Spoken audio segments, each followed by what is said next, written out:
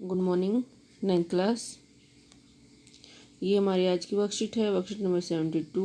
Date है 24 जनवरी 2022। दिन है सोमवार। लेसन शुरू हो गया है राजनीति विज्ञान से, चुनावी राजनीति। पिछला लेसन हमारा खत्म हो गया, प्राकृतिक वनस्पति और वन्य प्राणी।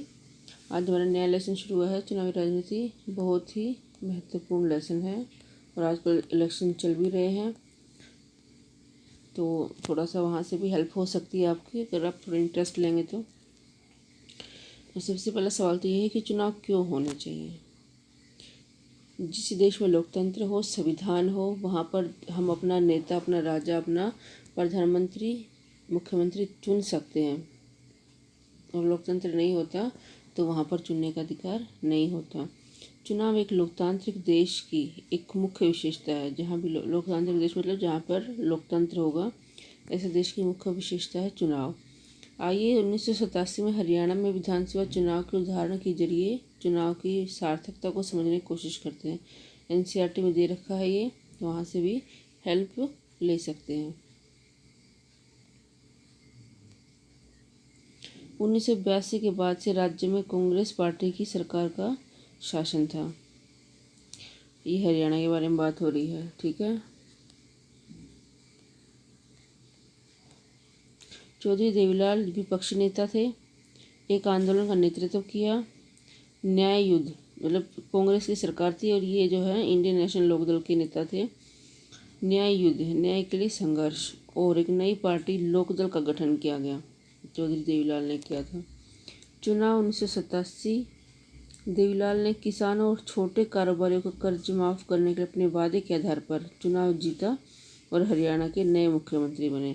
तो इसके जो 1982 में कांग्रेस की सरकार थी, फिर 1987 में चौधरी देवीलाल की सरकार बनी, इंडियन नेशनल लोकदल इनेलो, ठीक है। इस प्रकार उपरोक्त उदाहरण के माध्यम से हम कह सकते हैं कि चुनाव द्वारा क्या क्या हो सकता है। चुनाव द्वारा लोग मौजूदा सरकार के कामकाज से नाखुश हैं तो सरकार बदल सकते हैं। अगर लोग खुश नहीं हैं, अगर सरकार अच्छा काम नहीं कर रही है, जनता खुश नहीं है, तो बदल सकती है इलेक्शन में। चुनाव इस सरकार की नीति में बदलाव का कारण बनते हैं।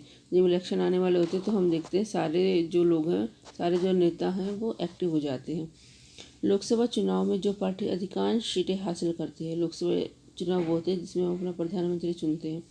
जो पार्टी अधिकांश सीट हासिल करती है वे केंद्र में, और जो पार्टी राज्य विधानसभा चुनाव में अधिकांश सीट हासिल करती है, जब मुख्यमंत्री के इलेक्शन होते हैं तब, तो वो राज्य में सरकार बनाती है। अब 5 राज्यों में अब इलेक्शन होने वाले हैं, तो थोड़ा सा राजनीति में इंटरेस्ट लिया करो, तो ताकि तुम्हारा जो लेसन है वो भी उससे आपका क्लियर हो जाए। इस प्रकार हमें चुनाव की ज़रूरत है, क्योंकि एक चुनाव में मतदाताओं को कई विकल्प मिलते हैं। अगर इलेक्शन नहीं होंगे तो हम सरकार थोड़ी बदल देंगे, जो अच्छा काम करे या बुरा काम करे, जैसे भी करे। वे चुन सकते हैं कि उनके लिए कानून कौन बनाएगा, वे चुन सकते हैं कि कौन सरकार बनाएगा और बड़े फैसले कौन लेगा। वे उस पार्टी को चुन सकते हैं जिसकी नीतियाँ सरकार और कानून बनाने का मार्गदर्शन करेंगी।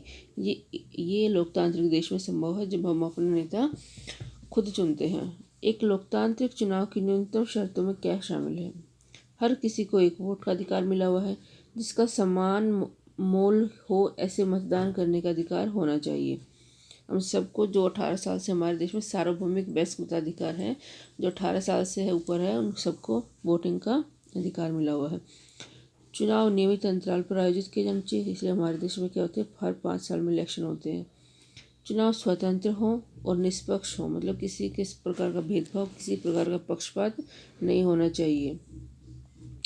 पार्टियों और उम्मीदवारों को चुनाव लड़ने के लिए आज़ादी होनी चाहिए और मतदाताओं को विकल्प मिलने चाहिए। ऐसा होना चाहिए कि हमें अच्छा नेता कौन सा है, ऐसा विकल्प हमें मिले। ऐसा ना हो कि 2-4 ही लोग हों और सब लोग ही खराब हो और हमें मजबूरीवश अपना वोट किसी को भी डालना पड़े, ऐसा नहीं होना चाहिए। विकल्प ज़्यादा होंगे तो हम अपना नेता अच्छा चुन सकेंगे। अब क्वेश्चन है, हमें चुनाव की ज़रूरत क्यों है।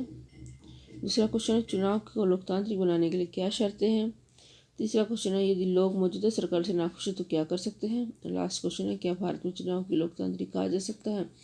तो क्वेश्चन आपको स्वयं करने हैं। आज की वर्कशीट में बहुत इंपॉर्टेंट लेसन है और आसान भी है। ठीक है, और आजकल इलेक्शन चल भी रहे हैं, तो थोड़ा सा जब समाचार सुनोगे तो ये जो कॉन्सेप्ट है वो क्लियर हो जाएंगे आपके। तो चलिए आज की वर्कशीट में इतना ही है।